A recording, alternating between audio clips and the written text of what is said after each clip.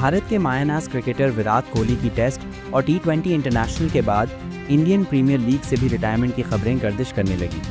भारतीय media report के मुताबिक विराट कोहली ने 2026 के सीजन से पहले आरसीबी से मुंसलिक तजारती मुआहदे की तजदीद न करने का फैसला किया, जिसके बाद विराट कोहली के आईपीएल मुस्तकबिल पर सवालिया निशान लग गया है। कोहली से तवक्का थी कि वो आइंदा आईपीएल साइकिल से पहले मुआहदे की तजदीद करेंगे, लेकिन वो इसके साथ आगे नहीं बढ़े। इस पेशरफ्त में बड़े पैमाने पर बहस को जन्म दिया है।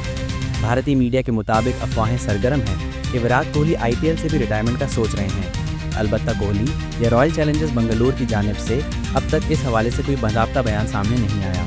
ताहम मद्दाह सोशल मीडिया पर विराट कोहली का शुक्रिया अदा करते नजर आ रहे हैं कि उन्होंने सालों तक आरसीबी के लिए शानदार खिदमत अंजाम दी। वाज़ेह रहे कि कोहली ने आईपीएल में मुसलसल 18 सीजन में रॉयल चैलेंजर्स बेंगलुरु की नुमाइंदगी की है और रवां साल पहली बार आरसीबी ने आईपीएल की ट्रॉफी जीती।